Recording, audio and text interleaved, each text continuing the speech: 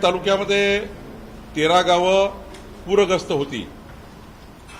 मागच्या 30 वर्षापूर्वी या गावाचं पूरग्रस्त म्हणून पुनर्वसन झालं, पण नवीन गावात लोक शिफ्ट झाल्यावर नागरी सुविधा नव्हत्या। मी माननीय मुख्यमंत्री देवेंद्र फडणवीसजींचं आभार मानतो आणि आमचे आमदार चरण ठाकूरजी यांचेही अभिनंदन करतो। त्यांनी माझ्याकडे बैठक लावून या 13 गावाच्या नागरी सुविधा करता 32 कोटी रुपये मदत पुनर्वसन विभागाकडून दिले।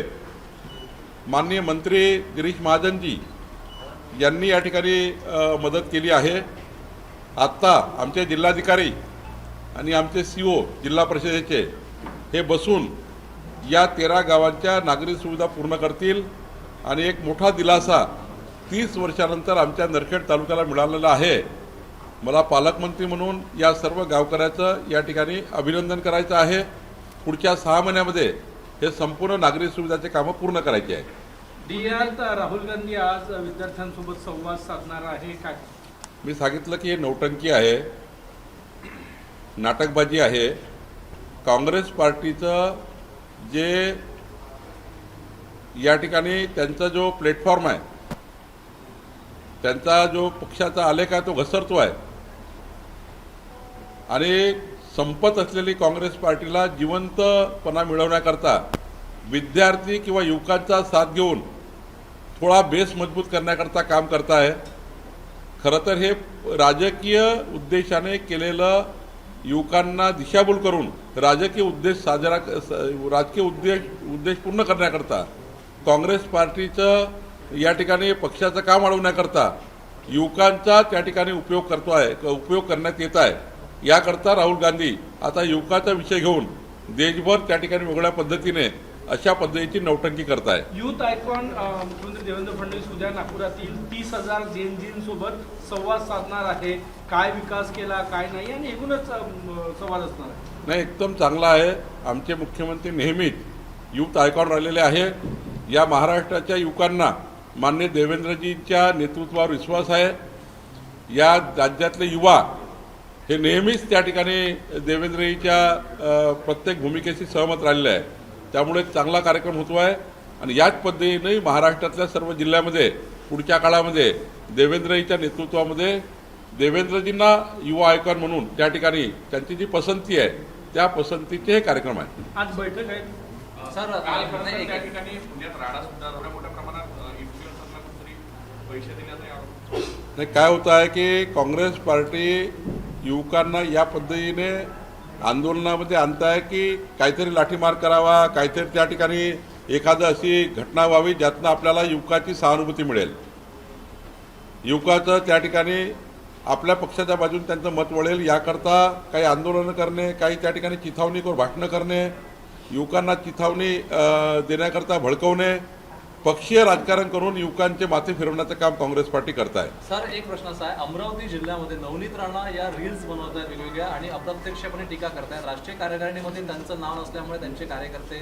नाराज आहे। राज्यसभेत सुद्धा त्यांची वर्णी लागली नाही। तुमच्या दौऱ्यात सुद्धा त्या काल नव्हत्या आणि याहीपूर्वी त्या फारशा भाजपच्या जवळ दिसत नाही अशी ही ओरड होते आहे।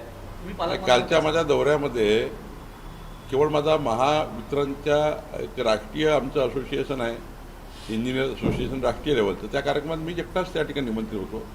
त्यामुळे कालच्या दौऱ्याचा काही संदर्भ नव्हता। पण मला वाटत नाही की नवनीत राणा जी काही पक्षाच्या भूमिकेवर नाराज आहे, त्यांनी तर मिळालेली लोकसभा राज्यसभा सोडली आहे। त्यांना तर राष्ट्रवादीमधून ऑफर दिली होती, राष्ट्रवादीमध्ये तुम्ही अजित पवार गटामध्ये राज्यसभा लढा, पण त्यांनी पक्षाच्या ज्या भूमिका त्यांनी स्वीकारल्या आहे, हिंदुत्ववादी भूमिका स्वीकारलेल्या आहे, एक युवा खासदार म्हणून त्यांनी केलेलं काम आहे आणि म्हणून त्यांनी या ठिकाणी आपली भूमिका स्पष्ट मांडलेली आहे की त्यांचं संपूर्ण जीवन हे भारतीय जनता पार्टी आणि भारतीय जनता पार्टीसाठी असणार आहे आणि त्यामुळे कुठल्याही प्रकारचा संभ्रम निर्माण करण्याची गरज नाही। 25 तारखेला काही माहितीच्या सगळ्या आमदार मंत्र्यांचं स्नेहभोजनाचं नाही, असं काही नाही, असं काही नाही। डीएनए संदर्भामध्ये काही शेतकरी परवाच्या दिवशी जिल्हाधिकारी कार्यालयात आले होते। 6,700 एकर जमीन जे डीएनए डिफेन्स न्यूक्लिअर एरोस्पेससाठी घेतली जाणार आहे। संत्रा उत्पादक शेतकऱ्यांची जमीन घेऊ नका, तर पालकमंत्री म्हणून काय तुम्ही मधला मार्ग काढणार? पारशिवनी तालुक्यातल्या शेतकऱ्यांची सुपीक जमीन घेऊ नये असा शेतकऱ्याचा आक्रोश आहे. 3-4 शेतकरी मला भेटलेले आहे. आपण प्रयत्न करतोय की शेतकऱ्यामध्ये काही जर त्यांचा समज गैरसमज असेल तर दूर करू. तिथले आमदार आशिष जयस्वाल त्यांच्याही चर्चा करतात आहे. त्या उपर जर शेतकऱ्याचा खूप विरोध असेल आणि सुपीक जमिनी त्या ठिकाणी MIDC मध्ये जात असेल तर निश्चितपणे यामध्ये आम्ही इंटरव्हेन्शन करू आणि त्यातला काय मार्ग काढता तो काढू. रेती आणि मुरुम आणि मातीवर शेतकऱ्यांना रॉयल्टी लागणार नाही. ट्रॅक्टरही कारवाईतून मुक्त केलेला आहे. मोठा निर्णय आहे.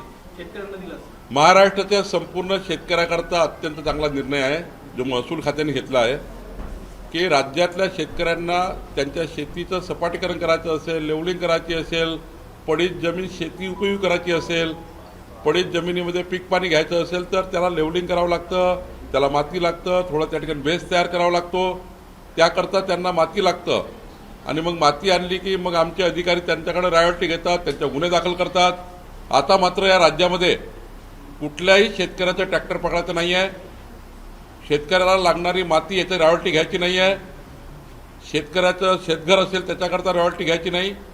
शेतकऱ्याचं शेत जमिनीकरता लागणारा कुठलंही साहित्य किंवा त्याला लागणारी कुठलंही उपयोगाचं साहित्य हे त्याला वापर करताना शेतकऱ्याचा कुठल्याही अडवणूक करायची नाही असे आदेश तहसीलदार, तलाठी आणि पोलिसांना दिलेले आहेत.